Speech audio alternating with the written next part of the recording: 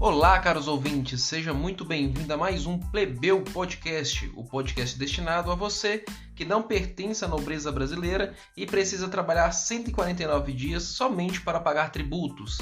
E no comando desse podcast, eu que vos falo, Caruan Mendes, e o Marcos Martins. Fala, Marcos, tranquilo? Tudo tranquilo, Caruan. Dando seguimento aí, pessoal, a gente quer agradecer novamente pela repercussão, pelo apoio no Plebeu Podcast número 2, quando a gente falou do Lázaro ali. Muitas pessoas compartilharam também o mesmo sentimento e ideia quanto à morte do Lázaro, né? Como um intuito não de agressão policial, mas de justiça que foi realmente feita naquele local. E a gente acredita ainda na sociedade que ela tem, apesar das grandes mídias, né, tentar colocar o valor, né, inverter o valor moral da sociedade, colocando o Lázaro como um pobre coitado, ainda há pessoas que têm um pensamento claro, um pensamento aberto e que trazem a tradição e a moral consigo, né, e conseguem entender que aquele tipo de ação foi necessário. Agradecendo aí também a Dalila pelo comentário, que está sempre presente conosco. E a gente está curtindo e vendo todos os comentários. Então não deixe de deixar seu comentário, deixar sua curtida, compartilhar com os amigos, com os avós, com o primo. E vamos seguindo em frente aí. E para iniciar esse podcast da semana, né? A gente costuma brincar na introdução do programa que nós temos que trabalhar 149 dias somente para pagar tributos, né? E possivelmente isso deve aumentar agora no mínimo para 160 ou 170 dias, né? Uma vez que no Congresso foi aprovada a Lei de Diretrizes Orçamentárias na última quinta-feira e que é uma coisa padrão, né? Que já ocorre no Congresso, que é o que é a Lei de Diretrizes Orçamentárias, né? Primeiro vamos entender, né? O que foi aprovado na última quinta. A Lei de Diretrizes Orçamentárias, ela presume as diretrizes, como o próprio nome diz, ou seja, os parâmetros ou os limites orçamentários onde vão ser destinadas as verbas públicas, né? Lembrando que essa verba pública ela é fruto de tributos e tributos de arrecadação de impostos sobre o trabalhador, né?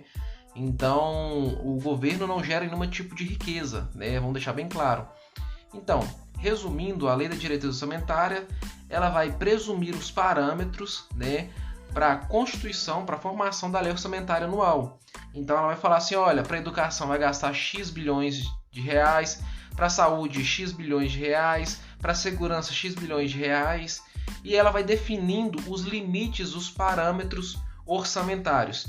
E aí, tendo a lei de diretrizes orçamentárias do ano seguinte aprovada, o executivo ele emite a lei orçamentária anual, né, onde que ele vai colocar todas as metas e investimentos do próximo ano, respeitando os limites já da LDO, da Lei de Diretrizes Orçamentárias.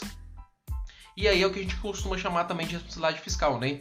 Então, sobre essas diretrizes elas impostas, o governo faz a presunção orçamentária e ele tem que respeitar esses limites, a cunho de que quando ele não respeita e não segue os limites das diretrizes orçamentárias já previamente dito, ele pode incorrer em crime fiscal e também responsabilidade fiscal, que a gente costuma dizer, né?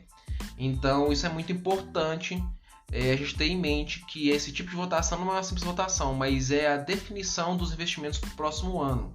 Lógico que, se caso no próximo ano seja necessário uma ampliação orçamentária, um orçamento extra, né? Como por exemplo o combate do Covid, de uma terceira, quarta onda, há a possibilidade de reabertura e votação para esse orçamento extra. Mas a princípio é ela que define. Até aí, tudo bem, normal. Qual que é o grande problema que está gerando repercussão, né? E é o que eu falei que a gente, no mínimo, agora vai ter que trabalhar 170 ou 180 dias para pagar somente tributos.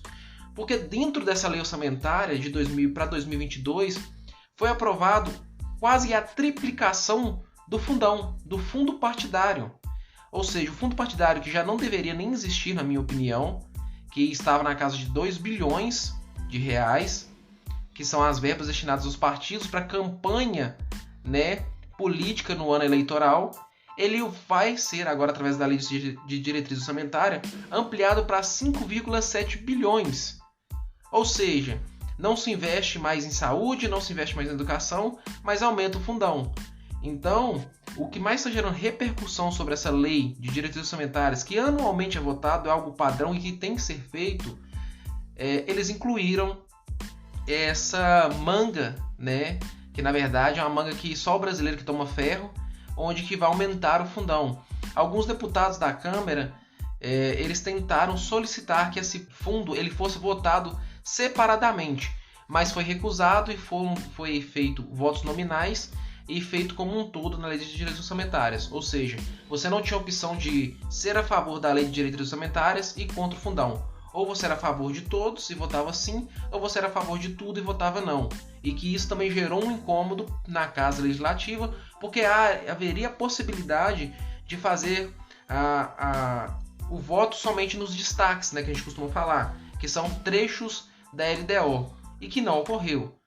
Depois da Câmara, né, que teve uma votação ali apertada, acirrada, mas ocorreu a aprovação, essa lei de direitos orçamentários, no mesmo dia, ela foi para o Senado e no Senado também foi aprovado. Ou seja, agora a nossa única esperança é o veto presidencial. Se ele vai ocorrer ou não, isso é uma questão que a gente tem que levar mais a fundo. Agora, o que a gente sabe é que para aumentar, né, o salário mínimo do trabalhador ou para investir mais em saúde ou educação, não se faz voto, né? E sempre tem vetos. Agora, para aumentar o fundão, todo mundo fica calado. De todos os partidos, apenas 4 votaram não. Cada um por seu motivo, né? Vamos deixar bem claro. Nem todos tinham um cunho ideológico, moral, realmente. Muitos estavam pensando no seu bem próprio, como que seria repartido esse valor.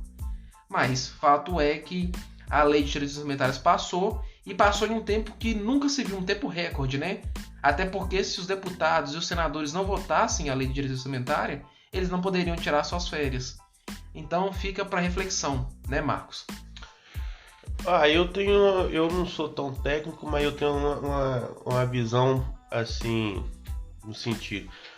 A LDO tinha que ser aprovada como tem que ser, isso é fato. Só que a maldade tá no cavalo, vamos dizer, cavalo de Troia que foi colocado, que é o fundão partidário, certo? Isso foi feito por maldade dos velhos da política, estrategicamente. Por quê? Vamos colocar o PT, um exemplo, o PT votou não, todo mundo votou não. É estratégica, eles não são mocinhos porque votou não, porque votando sim ou não, eles vão tirar proveito do fundão partidário. Eles votaram não para fazer uma comoção popular, para se passarem de bons. Base do governo votou sim, em sua maioria. Primeiro ponto, tem que ser aprovado a LDO de toda forma. Eles fizeram até um requerimento para que se votasse separadamente, não foi aprovado. E quando fosse aprovada a LDO, eles pudessem retirar a pauta de algumas coisas, foi negado também. Como, vamos colocar aqui Carlos Zambelli, Carlos Eduardo Bolsonaro, por exemplo, ele também votou sim, se eu não me engano. Como em sua maioria muitos votaram sim. Por quê? Eles são base do governo. Se foi por maldade ou não, que teoricamente eles são políticos bem mais novos do que os velhos da política, os malandros, espertos, que botou esse cavalo de Troia justamente com o quê? Para desgastar novamente o governo federal, desgastar novamente, porque juntamente coligado com os jornais, que hoje em dia não são mais jornalistas, não se existe jornais mais de boa qualidade, salve guarde um ou outro. Então estão batendo em cima desse fundão partidário, sendo que a LDO não é em base só isso, né? Tem todo outro contexto, mas vão bater só nisso para desgastar mais uma vez o governo federal. O que eu vejo, porque se a base do governo não votasse sim, poderia estar ocorrendo em responsabilidade pública, né? Sempre vão jogar alguma coisa para querer ferrar o governo federal. Votou sim, são do mal. Votou não, responsabilidade pública. Mas, pelo que eu estou acompanhando e vendo, parece que o presidente vai vetar. E não concorda com o presidente. Porque ele estava hospitalizado, para quem não... Já tinha muita gente batendo nele já, falando que ele aprovou, que ele concordou com a base do governo, sendo que o cara estava hospitalizado ainda. Agora que ele saiu e ele já deu algumas declarações, parece que vai chegar na mão dele, ele vai vetar, vai voltar de novo para a Câmara dos Deputados. Então, foi um cavalo de Troia estrategicamente colocado ali para botar a base do governo como os vilão, como sempre, maldosamente ou não, a base do governo teria que votar sim, porque tem que ser aprovada a LDO, senão vai dar responsabilidade pública de novo. Então, qual que é a jogada? O velho da política saiu ganhando de novo. A maldade política tá aí. Assim, eu também vejo que tem esse lado da velha política e da maldade, mas também não dá para se aceitar o grande joguinho de mentiras, né? Porque a Carla Zambelli, ela simplesmente vota sim, sabendo que tinha um fundo partidário dentro da lei orçamentária, e depois ela vira e fala no seu Twitter que é muito fácil tirar a print só da votação. Mas é lógico que é fácil tirar a print da votação, você votou sim, você tinha ciência. Não adianta eu dizer que sou a favor da lei de diretrizes orçamentárias com o fundão inserido nela e depois falar assim, não gente, vamos contra o fundão, vamos pedir os senadores que votem contra. Ah, beleza, você como deputado que poderia se manifestar, não se manifestou. Aí agora você pede socorro para os senadores. Ou seja, você não quer colocar a bunda na janela, mas alguém tem que colocar para você. Então eu também vejo esse lado um pouco hipócrita da parte dela. Eu não concordo tanto com que ela seja tão hipócrita assim. Não concordo que ela seja hipócrita. É pode ter errado em votar sim ou não, mas quem acompanha a carreira dela de tempos, ela sempre bateu muito sobre o fundão eleitoral e nunca usou o fundão eleitoral nas campanhas dela. É fácil, se o fundão eleitoral for aprovado definitivamente, é fácil, é só ver ano que vem quem é que vai usar o fundão eleitoral. É simples. Quem usar, você vai ver que é de má fé, ué. Durante as campanhas, você vai ver quem está se utilizando do fundão eleitoral. Aí você vai ver quem quer quem. Porque tinha que ter sido aprovado a LDO, querendo ou não. A base do governo tinha que ser aprovada. Porque se eles são contra e veta isso, aí o governo federal vai ser taxado como o responsável, porque a LDO não é só em base disso. Eu concordo com o fundão eleitoral, lógico que não, para mim não devia nem existir. Cada político tem que se bancar por si próprio. Entendeu? Mas é complexo. Jogo político é de maldade, de complexidade. Exatamente. Então, sim, agora fica por questões do veto presidencial ou não sobre a lei de diretrizes orçamentárias, né? Como você bem falou, Marcos, ele estava hospitalizado, né? De uma possível cirurgia novamente pela facada que ele recebeu. Até teve muitas pessoas que não tem um mínimo de decência, né? Porque indiferente se você gosta ou não de uma pessoa, de um político, você não tem que desejar a morte dele, né? E teve várias pessoas na internet falando que desejariam que ele morresse dessa vez, e teve vários outros falando que ele estava usando isso como uma forma de sentimentalismo, né? Para esconder os seus erros do famoso genocida que tanto falam, né? Não, que também é uma hipocrisia. Não, é os terraplanistas que falou que a facada nunca existiu. Porque eles são médicos agora também, até para entender como a facada entra, sai, se sai sangue ou não, são todos médicos. A hipocrisia maior ainda que é o ódio coletivo do bem, né? Prega o que eu sigo, pode ser até o contrário, mas siga as minhas regras, ok, bom, Deus abençoe, Deus glorifique sua vida. Não siga o que eu faço, não siga o que eu prego, eu não tenho empatia por você, que morra. É sempre assim. E já indo de encontro a essas manifestações, né, em redes sociais de ódio e de contaminação, a gente também teve nesse final de semana novas manifestações no exterior, né, contra o presidente Bolsonaro. Então, ali na Alemanha, França, Áustria, Suíça e Reino Unido, vários manifestantes brasileiros que moram nesses países pediram, né, com placas, com cartazes, o impeachment já do presidente Jair Bolsonaro, né? Após ser protocolado ali na Câmara no dia 30/6, o chamado super impeachment, né?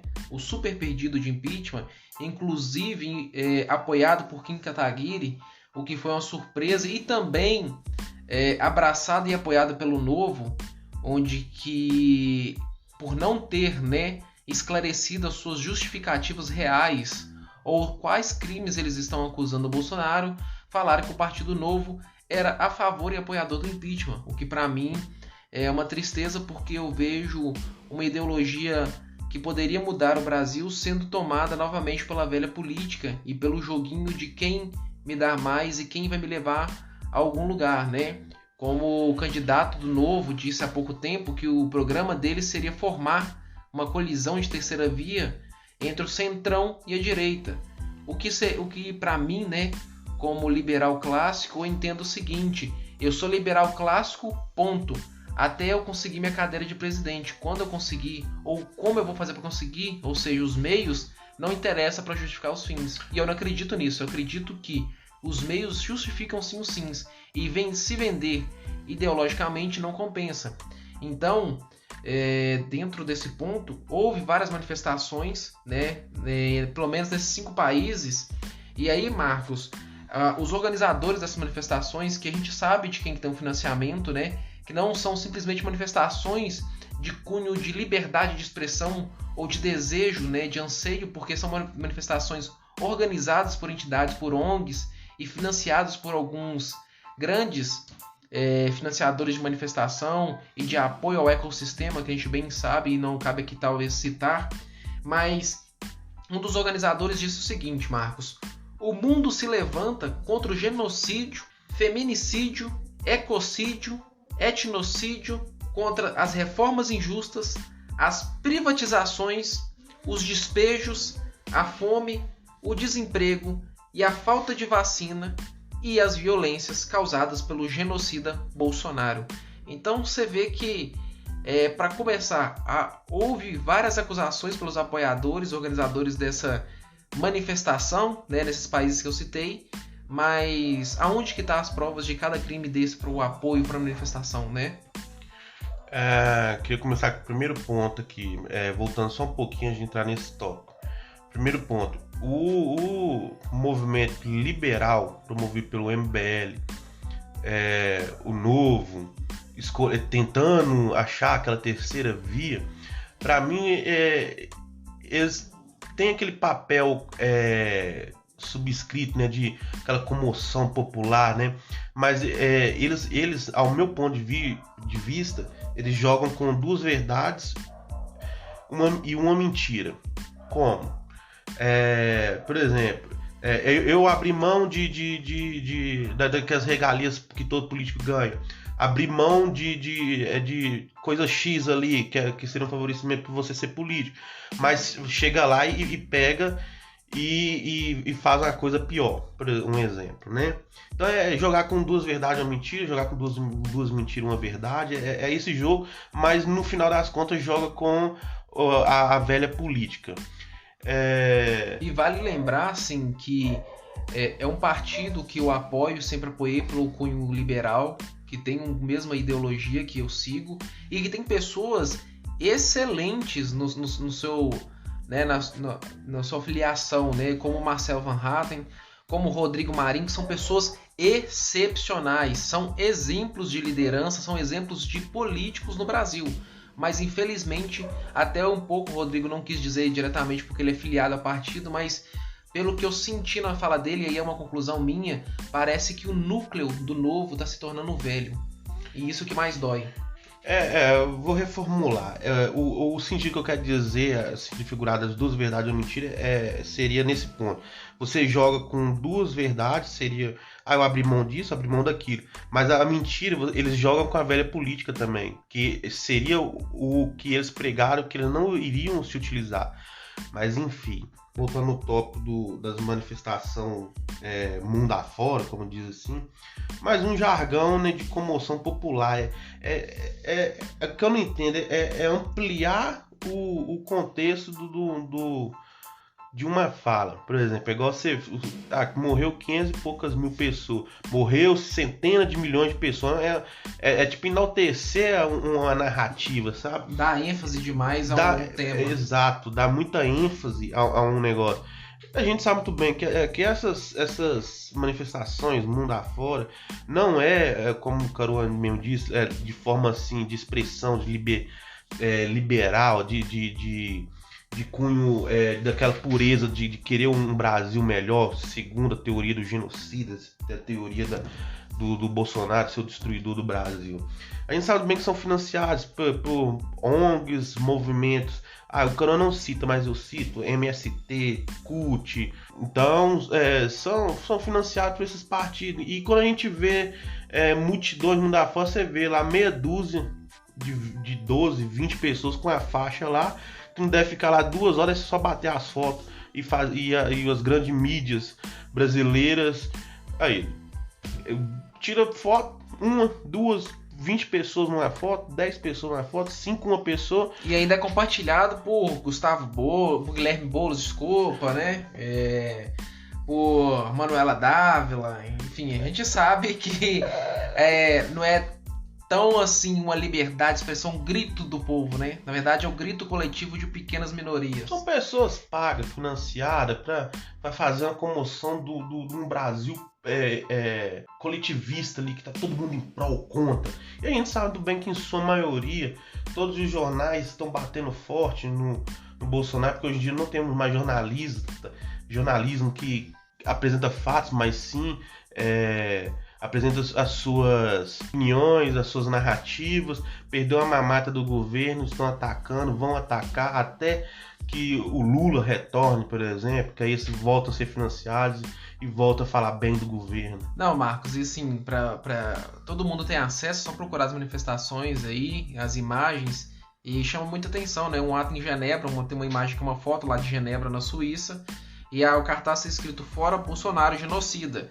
E esse cartaz ele foi feito e financiado pelo Comitê Internacional Lula Livre. Então, assim, né? Vamos deixar bem claro aqui que não é a voz de liberdade do povo ou a voz de quem está sendo oprimido. Na verdade, é a voz financiada por movimentos de esquerda. E como que eu estava citando lá atrás, né? Qual que é o crime que o Bolsonaro cometeu? Bolsonaro é genocida. Tipo, cara, é narrativa, é uma expressão, e até mesmo genocida foi criado por Ciro Gomes. No ano passado, numa live, ele conversando com o Randolfo Rodrigues, né? Numa live do ano passado, vão chamar o Bolsonaro de genocida, negacionista, negador de oxigênio. Isso foi a falácia que se espalhou entre esses movimentos ativistas, ONG, e se espalha para um, se espalha para outro, que vira aquele cordão eterno de espalhar. Aí eu te pergunto, qual é o crime? Sendo que o governo federal distribuiu verbas para os governos federais, que as verbas foram comprar mais de 300 respiradores na indústria da maconha. Em mais de um ano já foi pago 48,7 milhões à vista, e o respirador até hoje nada. O governo federal teve que socorrer Manaus e é negado pela grande mídia, porque ataca Bolsonaro, então é negado essa ajuda que o Bolsonaro, né, o governo federal, né, disponibilizou. Os hospitais de campanhas que foram feitos e desativados pelos governadores, pelos prefeitos. Aí a culpa é do Bolsonaro pela má gestão da saúde, pelos hospitais com falta de insumos, falta de respiradores, falta disso, mas na época que se construiu estádio, mas não construiu hospitais, a culpa também será que é do Bolsonaro? Na época uma esposa desviou 260 milhões da saúde, é culpa do Bolsonaro também? A esposa era dele ou do Damares? Eu não sei, né? Então é muito fácil transferir a culpa de um país quebrado, com a saúde desestabilizada, com a economia ferrada. É muito fácil transferir. O ecossistema, né, que seria o ecogenocídio. O ecogenocídio, que seria a destruição do ecossistema. Ecocídio, quer dizer. Ecocídio, né, que seria a destruição do ecossistema. No caso, eles deveriam estar citando a Amazônia, com certeza. Então Bolsonaro foi lá e começou a cortar as madeiras e tacar fogo também nas madeiras, porque na época do governo PT, que tinha destruição da Amazônia, madeireiros clandestinos, o Lula ou a Dilma controlava isso também. Aí Folha de São Paulo, o UOL batia neles da mesma forma que é batido no Bolsonaro, pela regulamentação, proteção e definição. Não, né? Ninguém vê isso, mas que eu falo? Pode não gostar dele? Pode não gostar da gestão dele? Pode, mas acusar a pessoa de todo o erro que o Brasil já vem de anos e transferir tudo para ele, aí fica difícil, né? Podemos concordar que teve uma má gestão da saúde, teve, mas responsabilidade por 500 e tantas mil mortes, em que em outros países morreu a mesma inúmeras quantidades, também mesmo país desenvolvido e com um capital, vamos dizer, de uma boa gestão, também houve mortes. Então quer dizer que ele é responsável pela morte de todos os países. É complicado. É o que eu sempre falo, né? Eu acho que deve ser e tem que ser investigado, ter todo tipo de investigação, por exemplo, principalmente contra os estados, né, principalmente contra o Amazonas, contra São Paulo, Consórcio Nordeste, todos esses estados eles devem ser investigados. A investigação, gente, não é um problema, não é um ataque político, e pelo contrário, é uma forma de provar quem está certo ou errado, quem é justo ou não, se teve desvio ou não, porque é de interesse do povo brasileiro saber a verdade, saber onde é que seu dinheiro foi aplicado ou não, se alguém está roubando ou não, inclusive investigar os filhos do Bolsonaro, investigar ele. Então, assim, quando eu falo aqui que não há provas e não há crime real, é porque não foi apresentado nada sólido ainda contra ele, apenas se disseram um genocida, apenas...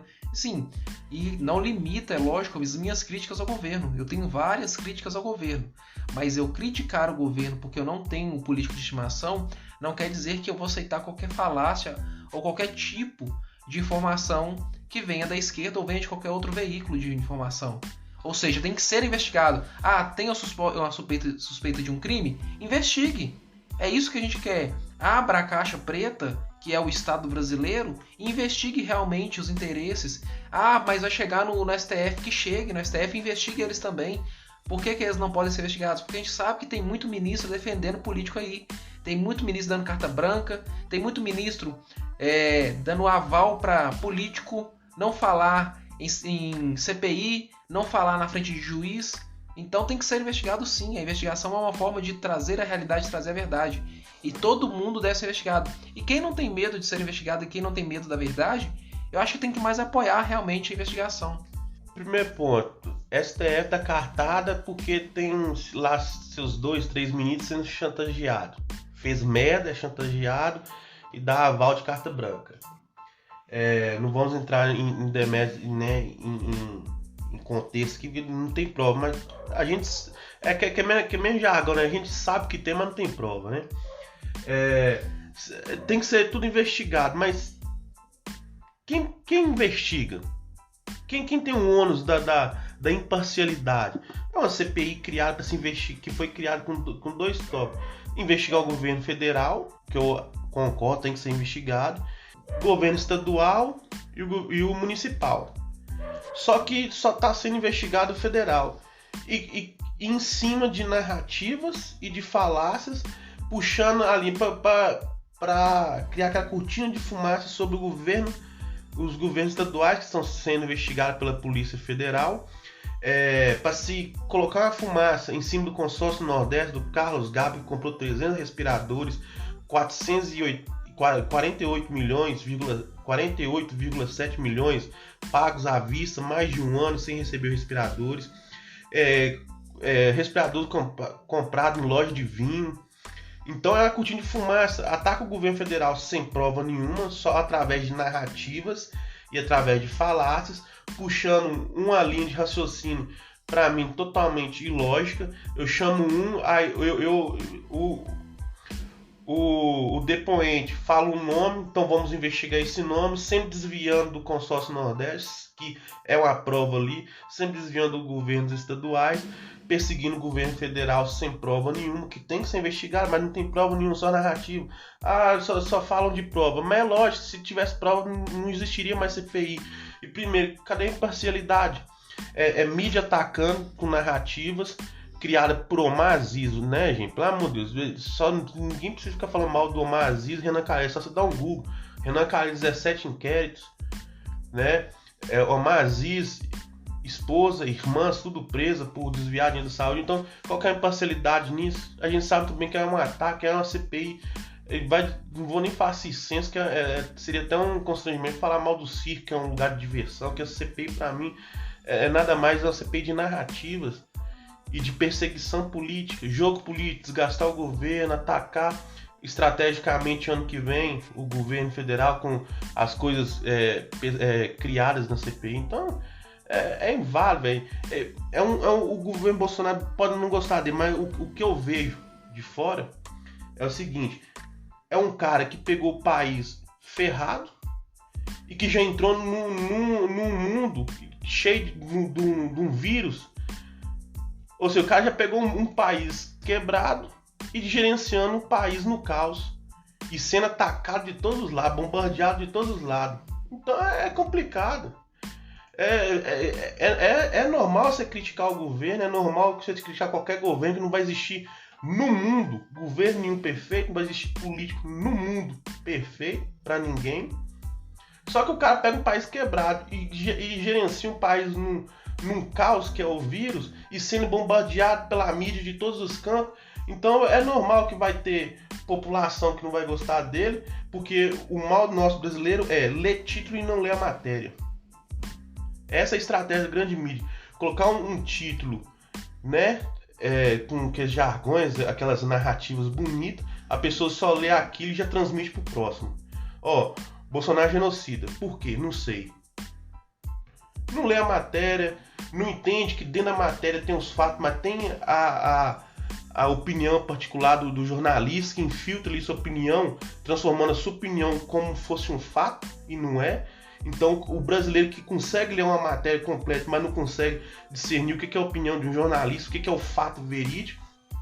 Então são jornalistas e jornais digitais estrategicamente que perderam suas verbas de governo e vão atacar, porque antigamente era o seguinte, era pagar o jornal para se calar, porque nunca houve mídia livre, né? Na época da suposta ditadura, que para mim foi um regime militar, se falava de censura, mas hoje em dia nós vivemos dentro de uma censura da censura.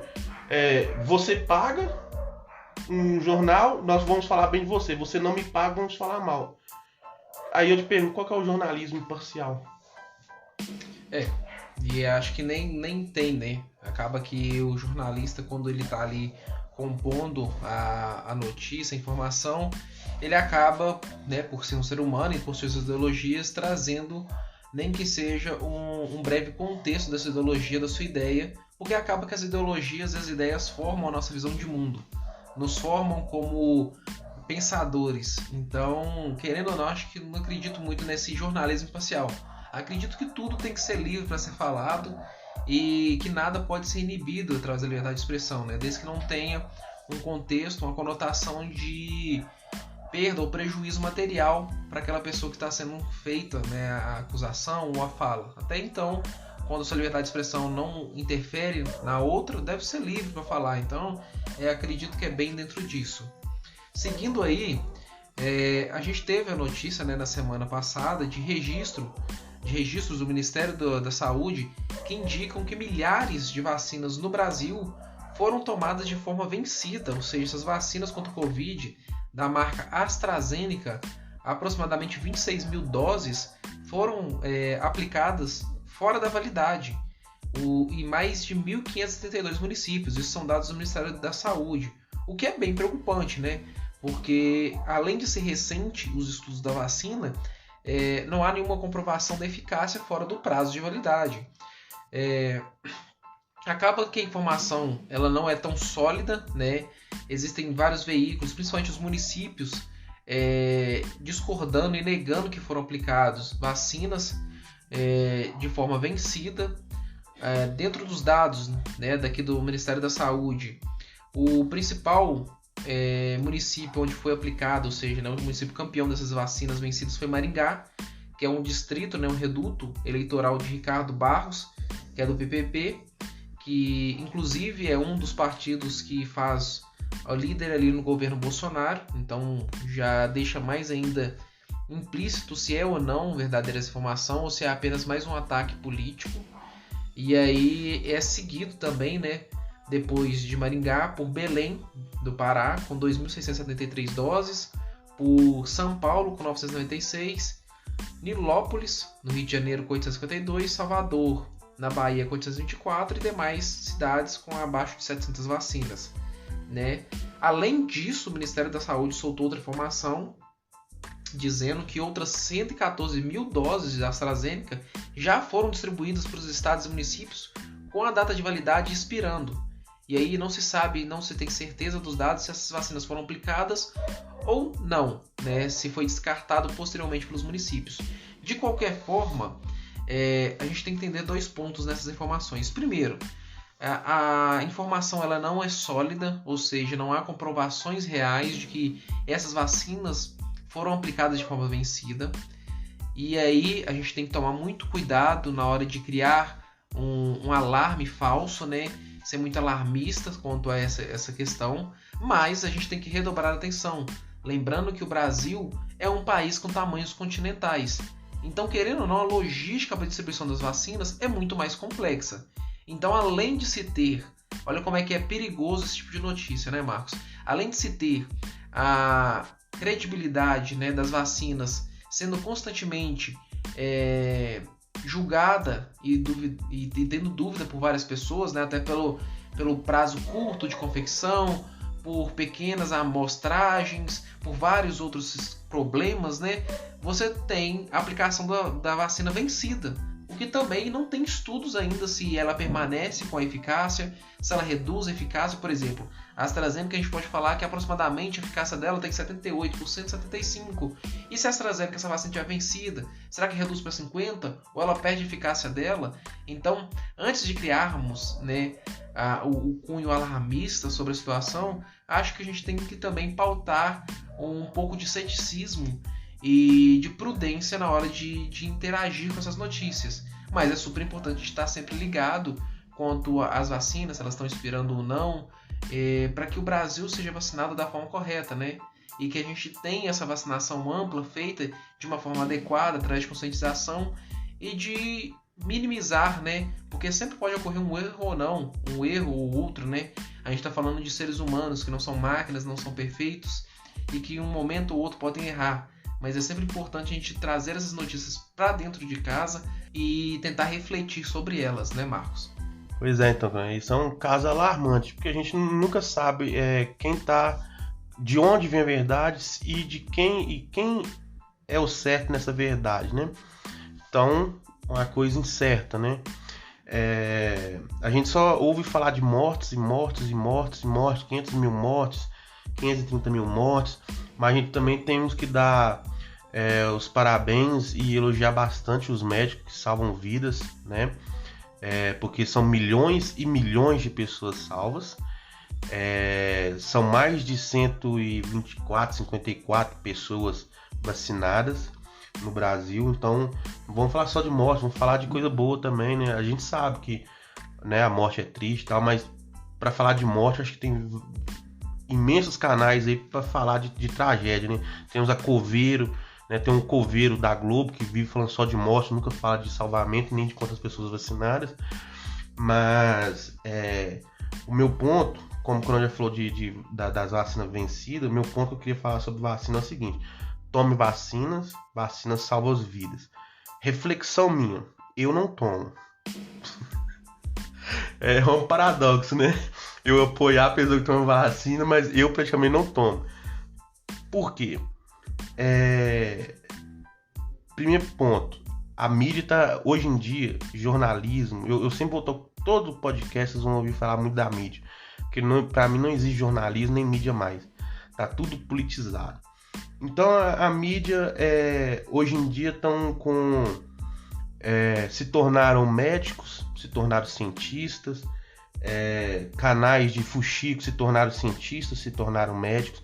A CPI, políticos se tornaram cientistas, se tornaram médicos, são a voz da ciência. Se ouve muito cientista que não tem um artigo publicado, nunca tratou de Covid. Se ouve ativistas de ONG falando, determinando o pressuposto de quem é a culpa, sem ter provas, só julgamento. Temos médicos, ativistas que não tratou de Covid, e tem dois ou três artigos publicados, mas são ativistas que estão ali para polemizar a situação. Mas não se ouve médico que tratou de Covid, e quando ouve, chegam a atacá-los, humilhá-los, descredibilizá-los, atacá-los até dentro da sua organização médica ali. É um médico atacando um outro que discorda, e se tornou politizado a situação médica ali. Sendo que eu não lembro o artigo, depois, né, a gente pode até falar qual é o artigo, mas tem um artigo que fala que o médico, ele tem ali o seu parâmetro, o seu dever de tratar da melhor forma o seu paciente. É ele que tem ali a diretriz para tratar, não é terceiros, sabe? Então, eu acho que é dever do médico tratar seu paciente da melhor forma possível e de acordo com o tratamento que para ele seja disposto em comum acordo com o seu paciente. Não é chegar a descriminalizar vacina X, tratamento X, precoce ou não, no início, no meio ou no fim. Quem decide é o médico em comum acordo com o paciente. A gente não pode pré-julgar o atendimento médico através de narrativas e opiniões de jornalista ou político ou de uma população que não é médica e nem cientista. Então a gente está demonizando a ciência sem sequer ter tratado o Covid, sequer conhecer aprofundadamente a Covid, a primeira, segunda, terceira ou a quarta onda, descriminalizar um tratamento porque supostamente um cientista falou que não é um tratamento correto, sendo que ciência ela se discute entre si. Um lado concorda, o outro discorda, um concorda, o outro discorda. Então, o ponto meu também da reflexão é o seguinte: eu não tomo porque é uma coisa ainda obscura, na minha opinião. Vacina se demora 4, 5, 6 anos, 10 anos para ter um gráfico geral da situação, se ela gera algum efeito colateral a curto ou a longo prazo, se ela é eficaz ou não. É lógico, tomem vacina porque é o que está sendo, que está salvando vidas, ou não também, né? Que a gente, mesmo pessoas vacinadas com as 2 doses, estão pegando Covid de novo. Tem paciente que já tomou as 2 doses e morreu de Covid. Então é uma coisa muito incerta, mas no meio do caos, o que é mais certo é o que se deve se fazer, né? Então no meio do caos, a única alternativa é tomar vacina, toma vacina. Mas dizer também que ela é 100% eficaz também é errado. Então eu, como não tenho 100%, eu prefiro ficar com a minha opção particular de não tomar. Eu prefiro correr o risco da minha opção particular, porque eu acho que ninguém tem que ser obrigado a fazer nada que um não queira. Ninguém é obrigado a injetar nada no seu corpo sem ter 100% de certeza, de confiabilidade naquilo. Não deve se aplicar uma coisa por medo, sabe? No medo pelo medo, eu prefiro ficar com a incerteza, sabe? Minha opinião, mas tome vacina salva vidas, sempre salvou. O meu ponto é uma coisa incerta. Foi a primeira vacina no mundo com tamanha velocidade e sem comprovação a curto e a longo prazo. Então, meu ponto é minha opinião, mas tome vacina salva vidas. E aproveitando o gancho aí, né, Marcos, que você deixou sobre os estudos quanto aos tratamentos e também, né, a questão dos estudos e a forma como cada médico queira e ele acredita tratar seu paciente, né, da melhor forma. Por muito tempo, a gente teve vários médicos usando, né, a ivermectina e também usando a cloroquina como tratamento precoce ao combate do Covid, né? E isso foi muito debatido já. E aí, puxando esse gancho para a próxima notícia, os pesquisadores, né, da Clinical Infectious da Universidade de Oxford, eles acabaram fazendo uma revisão sistemática dos estudos já realizados e publicados sobre ivermectina. E eles chegaram à conclusão de que o ivermectina ele não ajuda, não auxilia e não é eficaz contra o tratamento do Covid, mesmo usado de forma prematura ou de forma a prevenir, né, de forma prévia ao paciente de Covid, né? Então, os pesquisadores da Clinical Infectious de Oxford, eles fizeram uma revisão sistemática em ensaios clínicos, né, randomizados, né, e publicados e pré-impressos, avaliando todos os efeitos da ivermectina em pacientes adultos com Covid e que foram pesquisados até 22 de março de 2021. Refazendo esse grupo, né, refazendo esses estudos sistemáticos sobre todo o amparo intelectual e escrito, já que já foi publicado, de artigos, fazendo essas revisões dos artigos, eles concluíram o seguinte, abre aspas, em comparação com o tratamento padrão ou de placebo, a ivermectina não reduz todas as causas de mortalidade, nem o tempo de internação, ou ao menos a depuração viral em estudos controlados por placebo em pacientes com Covid-19, principalmente com doença leve. Eles acrescentaram que a ivermectina não é uma opção viável para o tratamento de pacientes com Covid-19. E a Unesp, a Universidade Estadual Paulista, que é do Instituto Butantan, aconselhou e também disse que usar ou não usar ivermectina não muda a história natural da doença, não previne os casos graves. Ou seja, mais um estudo levantado pela Universidade de Oxford e também pela Universidade de São Paulo sobre a eficácia ou não da ivermectina, e chegando a essa conclusão de que ele não auxilia e nem traz nenhum efeito positivo ou redutor ou minimizador da doença, né? É como eu volto a dizer, tocar no mesmo assunto. Ao meu ponto de vista, que eu não sou cientista, mas no meu ponto de vista, a ciência, ela se discute entre si, se debate entre si. Hoje se apresentou essa pesquisa. Amanhã pode apresentar outra. Porque não foi um caso só, mas vários casos apresentados de pessoas que usaram a cloroquina, ivermectina e se curaram. Aí a ciência também explica isso? Ah, não, é um caso único ou outro. Não, mas então se é um caso único, quantos um ou outro caso não existiu no mundo afora? Então fica aquela dúvida. Não existe? Não é eficaz? É eficaz? Ou seja, mais uma prova de que a ciência se discute entre si. Mas aí entra aquele padrão de maior eficácia, certo? Na funcionalidade, no geral, ela não seria eficaz. Então vamos tirar ela de circulação. É válido? A gente não tem certeza de nada ainda, né? Mas também não pode tirar a veracidade que ela salvou vida também, né? E não foi de uma pessoa, foi várias pessoas. Um outro ponto é também a confiabilidade da OMS. Não é uma organização tão confiável como todo mundo, o mundo inteiro parte do pressuposto que seja. Ela foi falha em várias vezes durante esse caos da pandemia. Temos aí também o jogo farmacêutico, nas indústrias farmacêuticas, quem ganha mais, quem ganha menos. Então tantas informações e incertezas que a pessoa não tem mais um parâmetro de confiabilidade ao meu ponto de vista, em noticiário nenhum. Você entendeu? Então o mundo para mim tá num verdadeiro poço de incerteza. Você pega um jornal, ele ataca X. Você pega outro, ele ataca o outro. Quem está dizendo a verdade?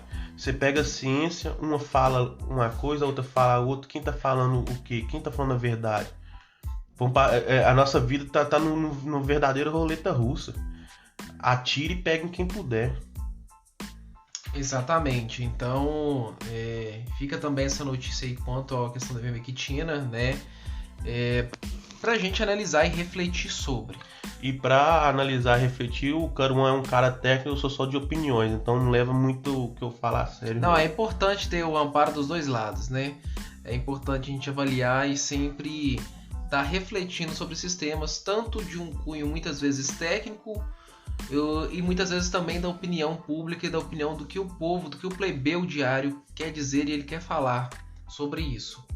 Indo agora um pouco das notícias internacionais, ainda permanecendo à questão da Covid e o combate através de vacinas, né? O presidente Nicolás Maduro, da Venezuela, ameaçou pedir de volta o investimento de 120 milhões feito ao mecanismo chamado COVAX, que é, na verdade, uma cooperação, né, internacional, uma organização feita pela Organização Mundial da Saúde para a confecção e distribuição das vacinas, né? Então, o consórcio COVAX, né, promovido pela OMS, ele presume essa distribuição de vacinas aos países que entraram dentro desse consórcio. E o Nicolás Maduro está ameaçando a OMS porque ele não recebeu vacina nenhuma, né, apesar de ter feito investimento de 120 milhões. Segundo a OMS, em virtude da desatualização dos dados macroeconômicos do país, a Venezuela não poderia nem participar ou ter direito às cotas desse consórcio. Então o país ele vem sofrendo várias dificuldades para adquirir vacina.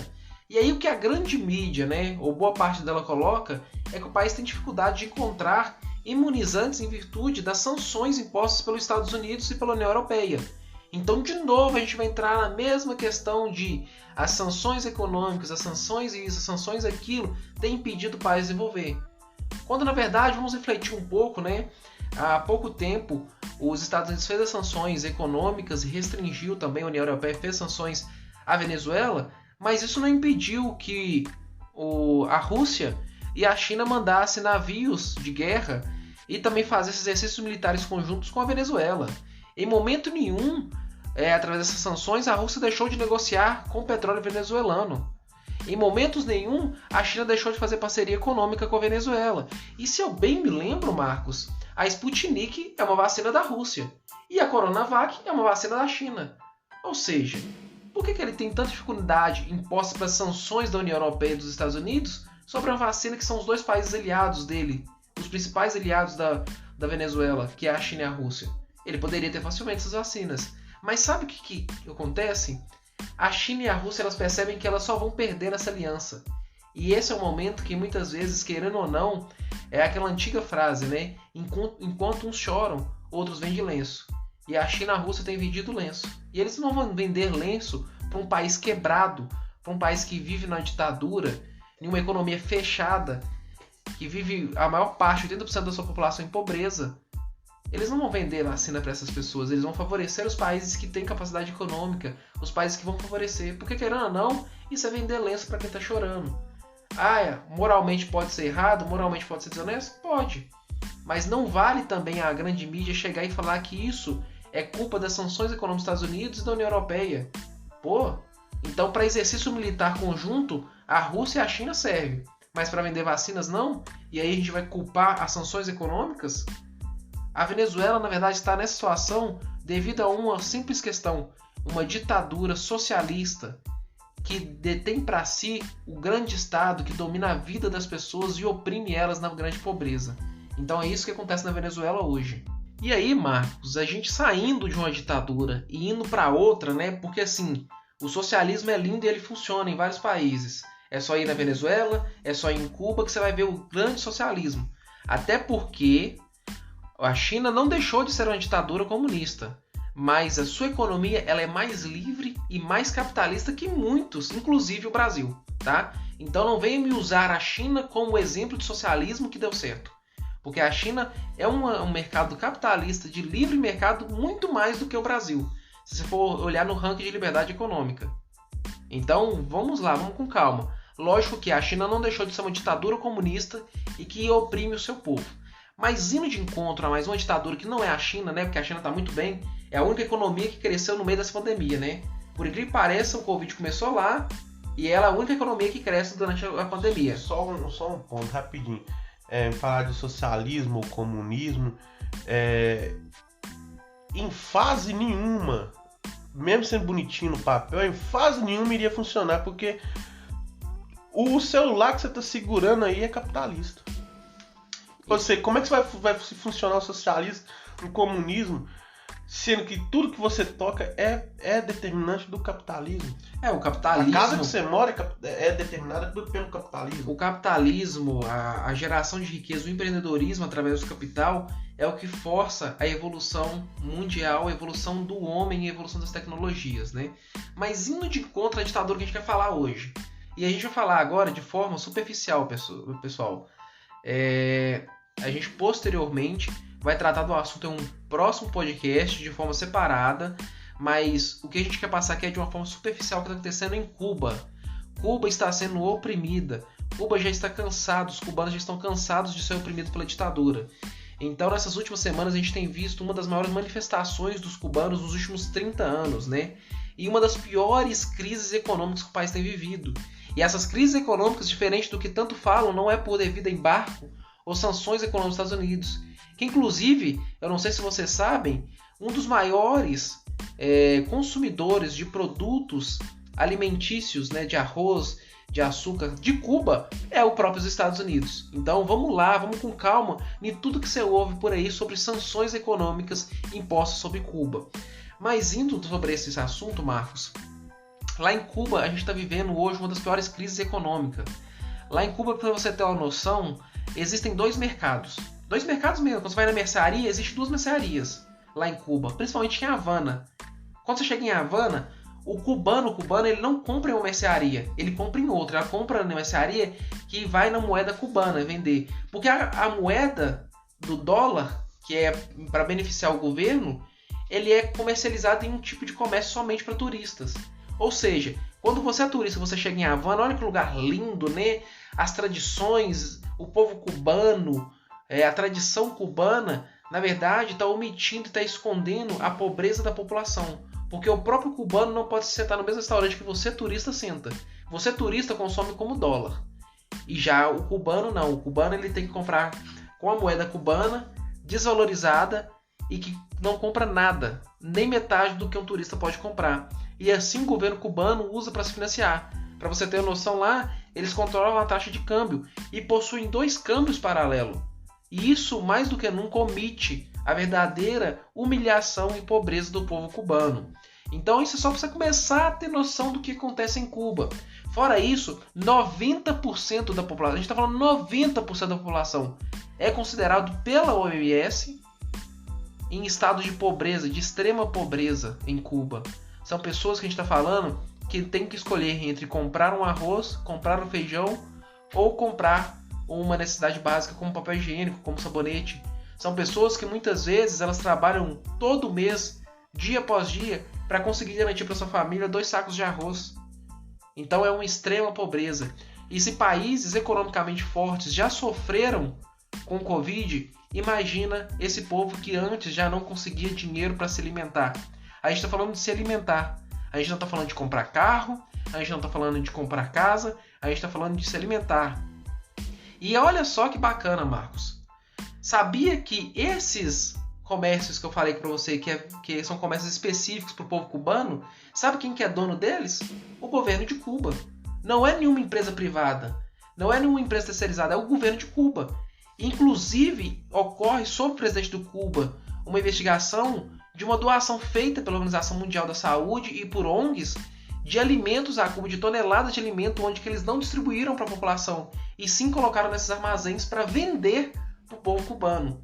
Então olha só até que ponto chegou essa ditadura chamada Cuba. Como que esse povo está sendo humilhado, como esse povo está sendo oprimido por uma ditadura socialista que não funciona e que tantos amam colocar na sua blusa, né? Que tantos amam colocar as manifestações, a revolução cubana em sua blusa. E não sabe por trás o destino sanguinário que essa revolução teve, o quanto que ela oprimiu e quanto que ela ainda oprime a população. Então, Marcos, dentro disso ainda, olha só que bacana, o povo cubano ele começou a registrar, através da sua liberdade de expressão, começou a registrar as manifestações. E sabe o que o governo de Cuba fez? Ele simplesmente cortou o acesso à internet de toda a Cuba. Ou seja, a população que estava denunciando os crimes do governo ditatorial de Cuba agora está impedido porque eles não têm acesso nem à internet. E o pior de tudo, Marcos, não é nem só isso, né? Não é nem privar a pessoa de acesso à internet e às suas liberdades. Coisa que, assim, ela se compara muito à sua colega, né? Porque são os 2 países mais opressores e ditatoriais que a gente tem no mundo, que é a Coreia do Norte, onde também a população não tem acesso livre à internet. A internet, a mídia, tudo do governo. E eles controlam tudo isso. Além disso, Marcos, o que mais me deixa encabulado, o que mais me deixa pensando até que ponto pode chegar esse ser chamado Lula, porque eu não sei em que país ou que mundo que ele vive, ou que tipo de fantasia de unicórnio socialista lindo ele vive. Ele chega a falar em seu Twitter sobre Cuba, abre aspas. O que está acontecendo em Cuba de tão especial para falarem tanto? Né? Para começar, ó, o que ele fala? Ponto de interrogação. O que está acontecendo em Cuba aqui de tão especial? Nada, Lula. Não está acontecendo nada. Tem pessoas morrendo de fome, tem uma ditadura que priva o povo da liberdade de se manifestar, né? Tem uma população privada de acesso à saúde, já que Cuba é representante da saúde mundial.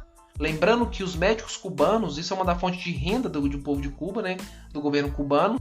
Os médicos cubanos que vão para outros países, eles recebem apenas 30% do salário. Será que vocês sabem disso?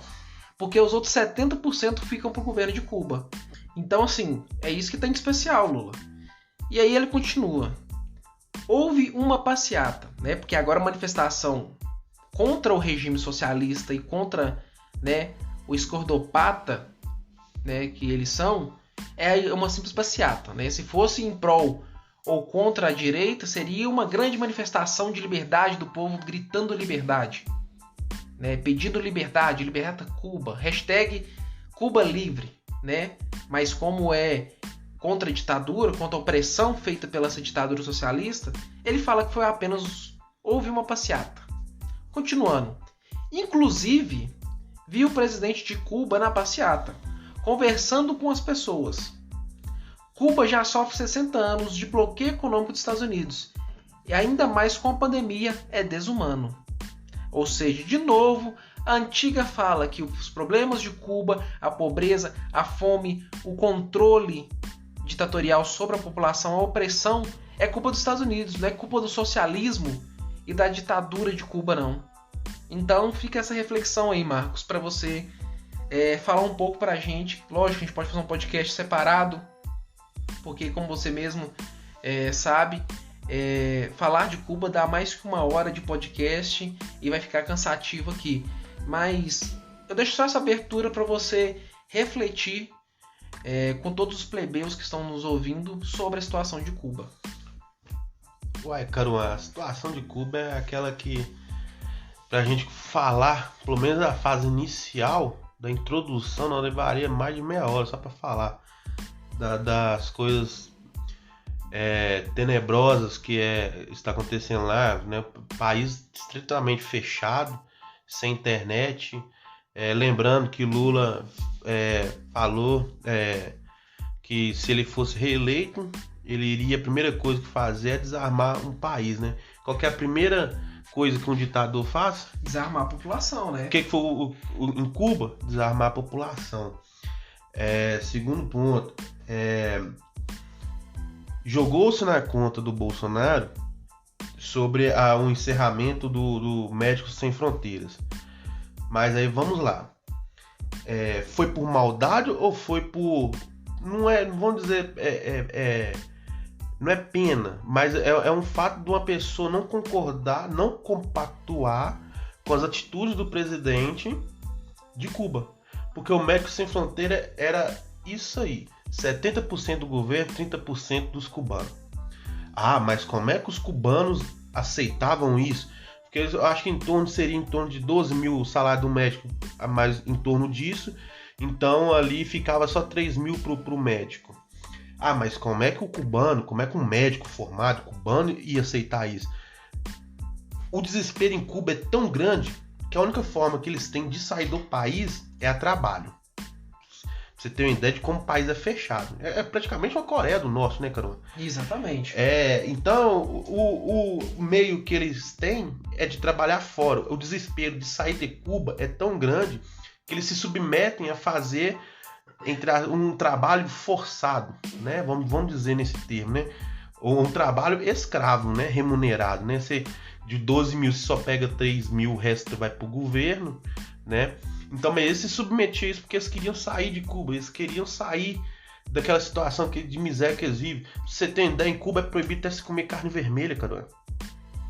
Lá o povo ou come frango, raramente, até ovo é difícil do povo comer lá. Pra você ter uma ideia, o país, essa imagem bonita que vocês veem em filme, carros antigos andando em Cuba, carro antigo fora de Cuba é relíquia, em Cuba é velharice mesmo. É de tão pobre e miserável que é a vida deles lá. Não, e só pra complementar um dado apresentado por você, pra você ter noção quanto é desesperador R$1, né, que é a moeda oficial brasileira, equivale a 4,56 pesos cubanos, né? E quando a gente fala em um salário médio de 30% que ficava ali na casa de R$3.600, para o médico cubano, né, tá equivalendo a 16.420 pesos cubanos. Então, só para você perceber o quanto desesperador e ainda na visão deles era lucrativo aplicar o Médicos Sem Fronteira. Porque eu acho que a maior grandeza que os Médicos Sem Fronteiras cubanos tinham é o ato de viver fora do país. Eu acho que eles não se preocupavam nem com o salário em si. Eu acho tão desesperador que é muito fácil, mesmo a gente vivendo num país que igualdade não é, assim, vamos dizer, a igualdade, né, do Brasil não seja as melhores do mundo, mas você ainda consegue comer a sua carne, mesmo ela sendo cara, mas um dia você já comeu, vamos colocar nesse termo, Né? Mesmo que hoje você não come, mas você já comeu. É tão desesperador.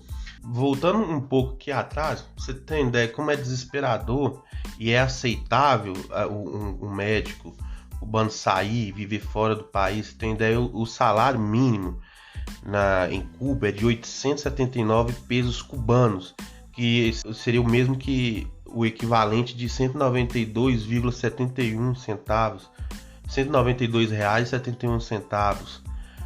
Então, você tem uma ideia como é desesperador. E voltando aqui, o sentido que eu quero falar, por exemplo, mesmo que a gente não viva em um país de igualdade, com salários, né, assim, superficialmente bom para nós, ainda assim a nossa vida não se compara de quem vive em Cuba.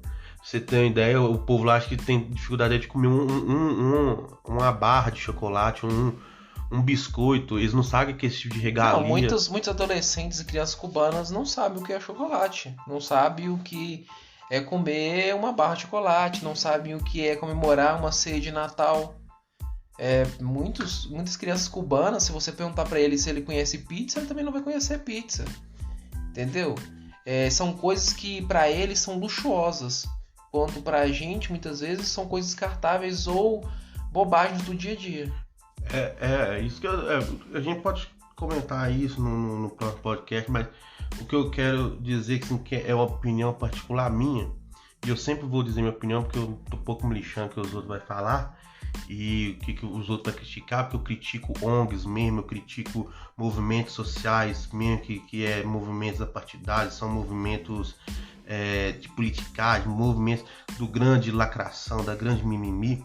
Então o que eu quero dizer é o seguinte: a gente sabe que o Brasil não é um dos melhores países financeiramente do mundo, que mesmo que o índice de pobreza seja enorme, mas até dentro desse índice de pobreza, a pessoa já comeu uma carne, já comeu um pedaço de chocolate, já tomou um bom refri. O que eu estou querendo dizer é que a vida, mesmo dessas pessoas dentro do Brasil, vulnerável, na miséria, na pobreza, ainda assim não se compara a quem vive em Cuba.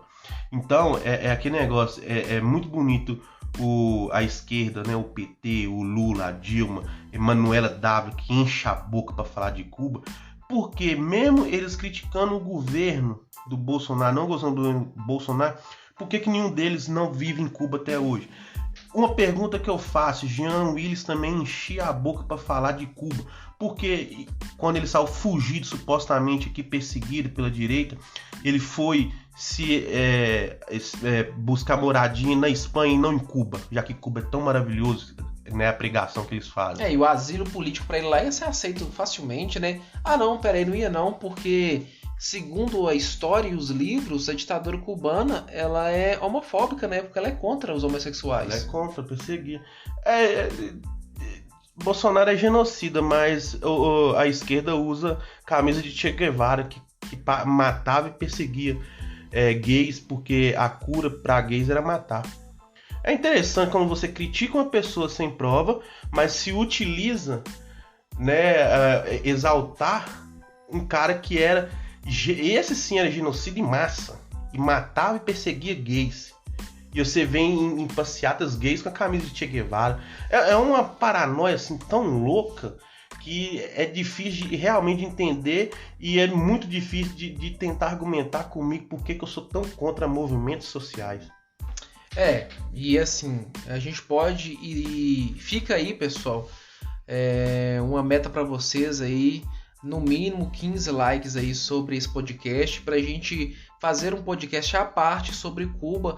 E se vocês quiserem, desejarem esse podcast, deixe nos comentários aí, hashtag podcast sobre Cuba, Plebeu podcast sobre Cuba, para que a gente saiba que vocês estão interessados sobre o tema e o que a gente tem a falar sobre Cuba, tá? Então, aproveitando o gancho, compartilhe o vídeo, não se esqueça de mandar para o seu tio, para o seu avô, para os seus pais, para os seus amigos, deixar o like, se inscrever no nosso canal, e vamos seguindo aí com o encerramento do Giro de Notícias agora, tá? Então, encerrando o Giro de Notícias, vamos aos dates da semana.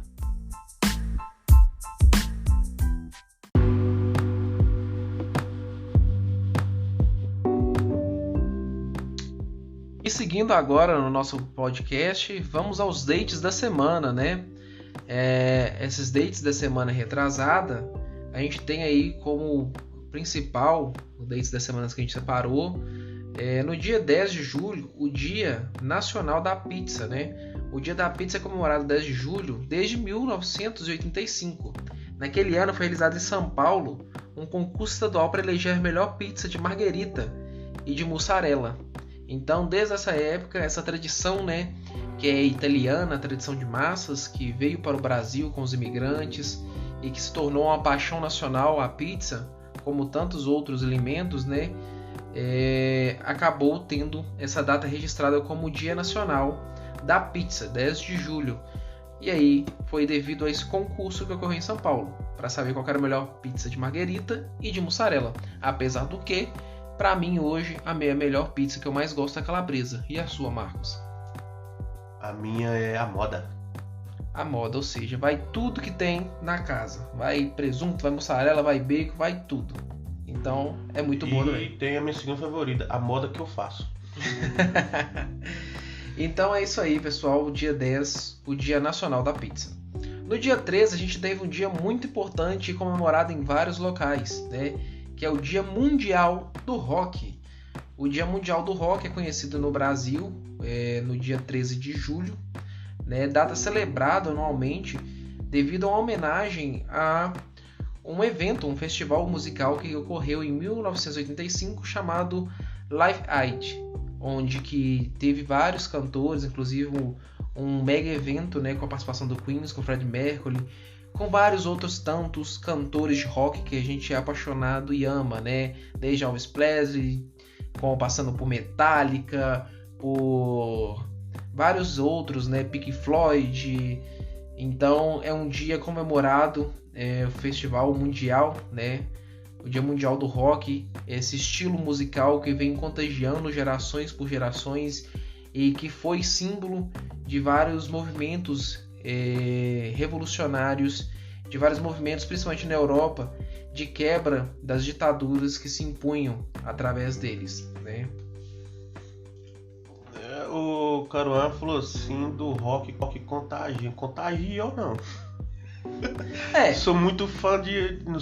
Não sou fã de rock e dificilmente alguém vai acertar qual é o meu estilo musical, mas sou muito fã do Freddie Mercury, do Elvis Presley e algumas músicas dos Queens também é boa, além do Bon Jovi. Ou seja, ele não é muito familiarizado com rock, mas gosta de rock, né? Não, eu gosto de uma ou outra música que esses cantores cantam, uma ou outra, mas não gosto muito do estilo rock, não. Eis a hipocrisia, Pebreu. Então fica aí os dates da semana também com o Dia Nacional do Rock, né? E no de encontro, no dia 14, a gente teve um dia, Marcos, que talvez seja um dia de não comemorarmos, mas de refletirmos, que foi o Dia da Liberdade de Pensamento, né? Essa data aí comemorada dia 14 de junho como o Dia Mundial da Liberdade de Pensamento, que inclusive é um direito, né? A liberdade de expressão do pensamento é um direito que está dentro da nossa Constituição Federal. Ela é assegurada a todo cidadão. Artigo 5, inciso 4 e 9. Exatamente. Então, não sei se é realmente um date para se comemorar, mas talvez para refletir, porque vemos hoje em dia, na verdade, as liberdades de expressões sendo cerceadas, elas sendo oprimidas. Hoje você não pode mais pensar ou falar o que você quer, o que você pensa, porque você é julgado, rotulado muitas vezes. Então talvez seja um dia para a gente refletir e não comemorar, porque cada dia mais as nossas liberdades individuais, as nossas liberdades de expressões estão sendo cerceadas, estão sendo retiradas muitas vezes de forma legal, através de constituições, através do poder judiciário.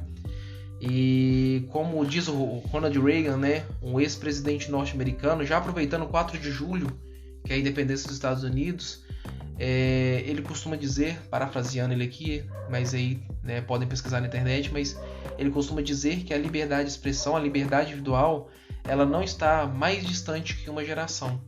porque é uma coisa que não se passa pelo sangue, é uma coisa que não se herda dos seus pais, é uma coisa que não é permanente e que toda geração tem que lutar.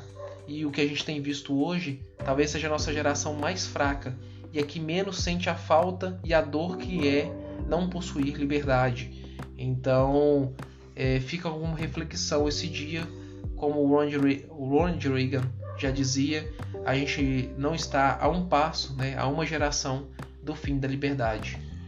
Eu ainda vou um pouquinho mais além de você, cara. Eu acho que esse 14 de julho teria que ser um alerta mundial sobre a sua privação de liberdade, não só de pensamento, mas sua liberdade mesmo de expressão, sua liberdade cerceada, no sentido de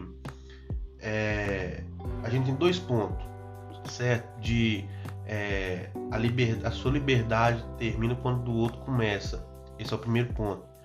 E o segundo ponto as pessoas estão confundindo liberdade com libertinagem, que é o mesmo gancho de aonde começa a liberdade do próximo. A gente está vivendo num mundo que massivamente se tornou politicamente correto e progressista. Está começando a sufocar um pessoal que pode... Eu até concordo com esse ponto de dizer que são a maioria, porque somos a maioria sim conservadores, somos de uma geração que ainda vive na paranoia normal ainda, ao meu ponto de vista. Porque hoje em dia, se você vou pegar o gancho aqui do Fred Mercury, que é uma pessoa que sou muito fã dela. Ele é gay, certo? Exatamente. Então vamos lá. Eu odeio a música do Pablo Vittar. Não é ironia não, eu odeio mesmo. Só que aí eu vou ser rotulado de homofóbico, só porque eu não gosto da música dele. Mas engraçado, eu sou apaixonado com as músicas do Fred Mercury, de Cazuza também. São cantores fenomenais, as vozes são pra mim de outro mundo. Aí como é que fica essa rotulação? Sou fã dos caras, queria tirar foto e autógrafo dos caras, enfiar a cabeça dentro da camisa dele, se possível. Mas eu não gosto de Pablo Vittar e vão me rotular como homofóbicos. Então a gente tá vivendo num mundo perigoso, politicamente correto e progressista. Isso aí poderia gerar até um tema para um podcast completo só sobre isso, liberdade de expressão de pensamentos também. Que é tanta coisa se falar que o date da semana acaba virando notícia.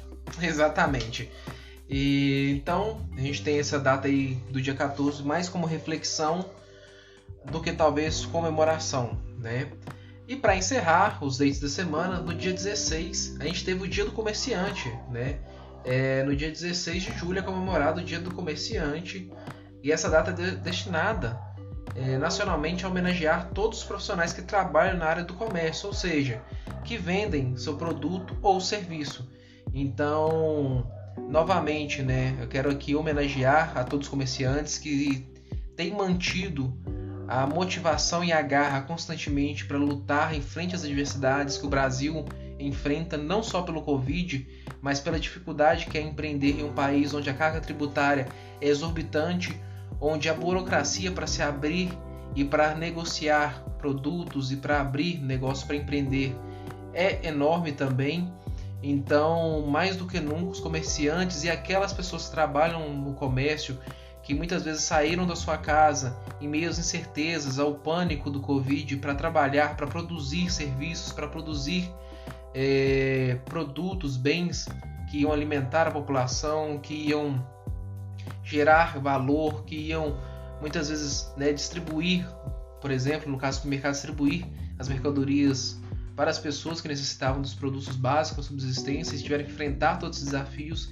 Eu deixo aqui minha homenagem e esse dia 16 como uma data para a gente se lembrar e agradecer a cada um de vocês que estão na ponta das produções de bens, né? Lembrando que são vocês responsáveis, comerciantes e pessoas que trabalham no comércio, na indústria e na prestação de serviço, responsáveis pelo sucesso do nosso país, pelo sucesso da nossa economia, e não o governo, porque este não produz riqueza nenhuma, ele só tira parte da produção de riquezas e de bens da população. E são duramente criticados pelos esquerdopatas, movimentos contrário, que são socialistas, comunistas, mas vive do capitalismo, vive da mão de obra, vive do trabalho.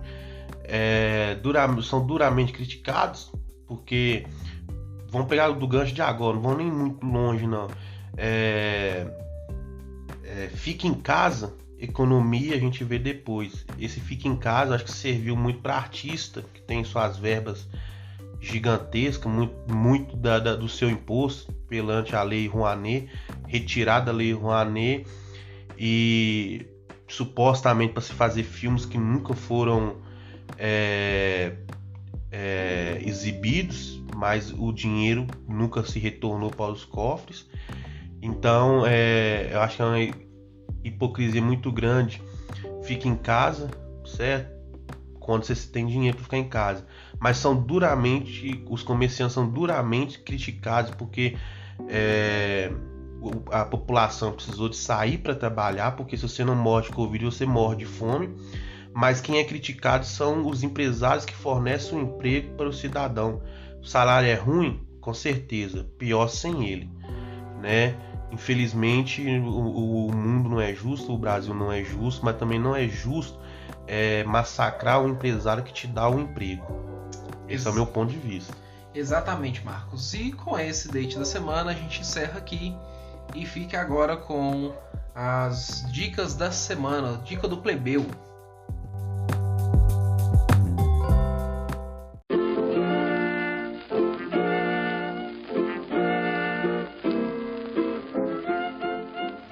Então vamos lá, pessoal, chegando ao último quadro aí do Plebeu Podcast. Não deixe de compartilhar esse vídeo com seus amigos, seus colegas, deixar o like, deixar nos comentários a sua crítica, o seu pensamento, o que você concorda ou discorda do que foi falado aqui no podcast, ok? Então, seguindo, a minha dica da semana, pessoal, vai ser o filme Segurança, que lançou há pouco tempo na Netflix, né? É um longa-metragem italiano, onde que ele conta a história de um trabalhador, né, que mexe com segurança, com investigação, o Roberto, e ele é especialista em segurança, em monitoramento, né, com câmeras, em acesso à tecnologia, à internet, à localização, à investigação através de dados, né, disponíveis na internet. E esse especialista ele acaba junto com a sua família, né, a sua mulher, a sua esposa.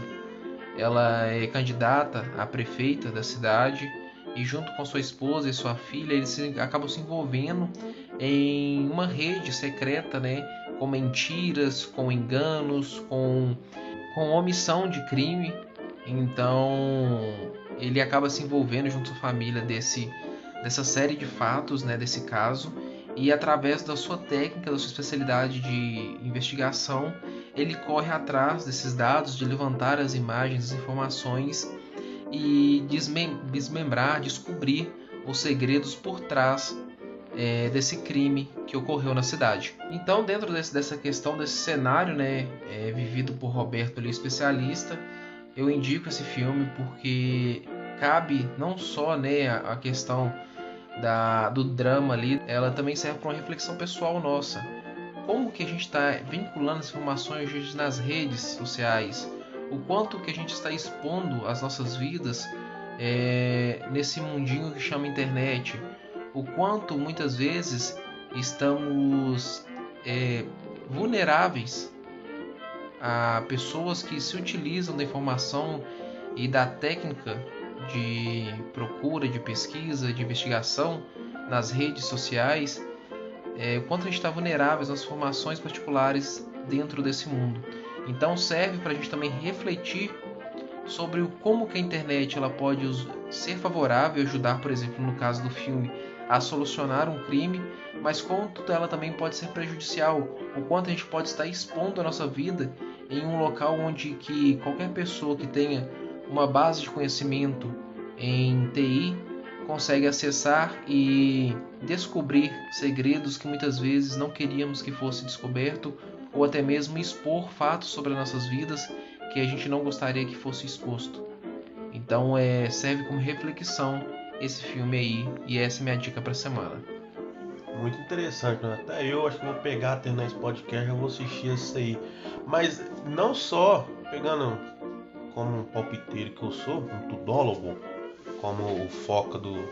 Bom, deixa pra lá. Pegando esse gancho, seria interessante que não só quem é um TI formado, um acesso, você, eu, terceiros, hoje em dia tem livre acesso à particularidade de todo mundo. Hoje em dia se tornou tão comum você publicar a sua vida inteira, você expõe a sua vida inteira na internet hoje em dia, seja no Facebook, seja no Instagram, seja no Twitter, você expõe tanto a sua vida que vamos supor um pseudo psicopata, um cara fissurado pela vida alheia, ou até mesmo esse site de fuxico, você vai publicando cotidianamente trechos da sua vida, negócio, que viram são pequenas peças de quebra-cabeça, que chega esses caras aí, seja um cara de TI que quer investigar a vida de alguém, seja vamos abranger esse parâmetro do filme, que é muito interessante o que você citou, que abrange também, vamos supor, um detetive particular de um cara ou de uma mulher, para investigar a vida da pessoa. Você mesmo se expõe, você mesmo se explana ali na rede social. A sua vida é um quebra-cabeça, vamos dizer assim. Do decorrer do tempo, você vai publicando coisas da sua vida, que se juntar vira um quebra-cabeça, que vira um quadro da sua vida ali exposta. O próprio Anonymous, né? Hoje o Anonymous virou esse tipo de organização que tem acesso às informações e utilizam ela em prol das suas causas. Sim, às vezes essas pequenas peças que você coloca, elas têm mais significado com o próprio documento em si. Ali inocentemente, seja por um comentário, seja por um... É interessante isso aí, eu estou explanando, que era para me falar a minha vez aqui de indicar, mas é tão interessante esse fator que poderia também virar até um podcast também sobre isso, porque o que está afundando a nossa geração é justamente isso, é espanar tanto a nossa vida cotidiana, seja direto ou indiretamente, a gente vai explanando, seja através de um comentário que você juntar, isso aí pode ser insignificante, só isso, mas se juntar com todas as outras coisas que você já publicou ao longo do tempo, que ali tem o seu mural exposto da sua vida toda ali. Todo mundo vai saber o seu gosto de comida, sua roupa preferida, onde você vai, o que você gosta, onde você frequenta, o bar que você frequenta, as suas amizades, seus amigos.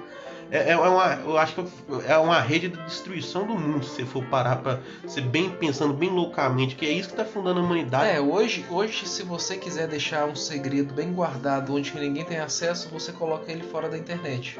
Você se desconecta da rede social para se ligar à humanidade. Antigamente, a gente costumava dizer que a internet, e foi verdade isso, ela veio para ligar os seres humanos de uma forma global, ligar uma ponta ao outro.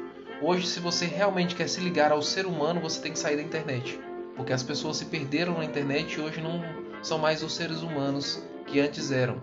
Então, para você ter um convívio social novamente entre seres humanos, acaba que você tem que desconectar da internet. Hoje, por exemplo, se uma família ela quer almoçar junto, toda a família tem que se comprometer a deixar o celular fora da mesa, porque se tiver, ela não se conecta com o humano que está ao seu redor.